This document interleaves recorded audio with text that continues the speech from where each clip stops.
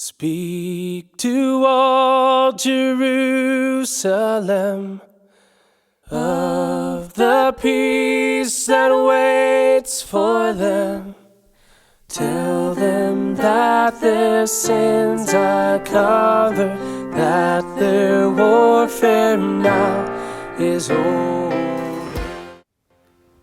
Who doesn't love Christmas lights? They're all over the place right now. I'm not even sure what it is about them exactly, but we don't have to teach kids to ooh and ah at them as we drive down the street. They wonder at those little lights in the darkness, just like the rest of us, or on our trees. I suspect some part of it has to do with us all having a little bit of fear of the darkness inside of us. You know that the Bible uses that motif of darkness and light repeatedly, and it's especially a prominent image for us Christians at Christmas time. So you put lights where? On your house, on your Christmas tree, maybe a star on the top even. What are you symbolizing? Well, you know Bible stories with light.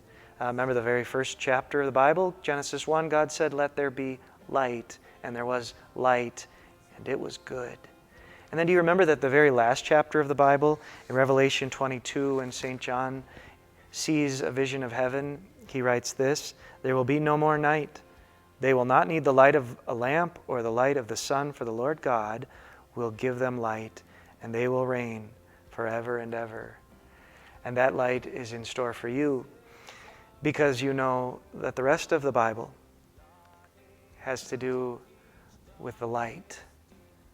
One night over Bethlehem, the sky lit up because the one who had been born was the one who would grow up to say that he is the light of the world, the light no darkness can overcome. I thought about that light when I read a quote recently from a book by C.S. Lewis called The Magician's Nephew. It's part of the Chronicles of Narnia series. I thought I'd read them all. I don't remember if I've read this one or not, but I did read the chapter that the quote came from and want to share a couple paragraphs with you. I hope to read this book over Christmas. To set the scene, the two main characters, Polly and Diggory, have been transported to a land, a place that is all dark, where the people can't see each other. But all of a sudden, in this darkness, they start to hear a sound. It's Aslan the lion who is singing. It's the most beautiful sound they've ever heard. And then a couple amazing things happen. Then two wonders happened at the same moment. One was that the voice was suddenly joined by other voices, more voices than you could possibly count. They were in harmony with it, but far higher up the scale. Cold, tingling, silvery voices. The second wonder was that the blackness overhead, all at once, was blazing with stars. They didn't come out gently one by one as they do on a summer evening. One moment, there had been nothing but darkness. Next moment, 1,000 points of light leaped out. Single stars, constellations, and planets, brighter and bigger than any in our world. And the light continues to grow, and they begin to be able to see one another, and then they begin to be able to see all the things around them. And they saw a sun. Diggory had never seen such a sun. The sun above the ruins of Charn had looked older than ours. This looked younger. You could imagine that it laughed for joy as it came up. And as its beams shot across the land, the travelers could see for the first time what sort of place they were in. It was a valley through which a broad, swift river wound its way, flowing eastward toward the sun. Southward there were mountains, northward there were lower hills. But it was a valley of mere earth, rock and water. Not a tree, not a bush, not a blade of grass to be seen. The earth was of many colors. They were fresh, hot, vivid.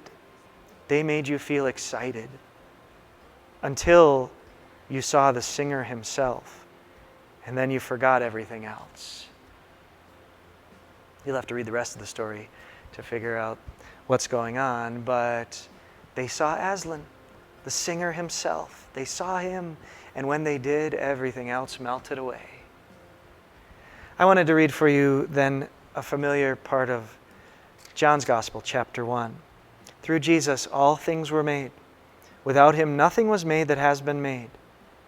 In him was life, and that life was the light of men. The light shines in the darkness, and the darkness has not overcome it. He is the light born into the world. And when you at Christmas consider that face in a manger, you are looking at the face of light and life himself.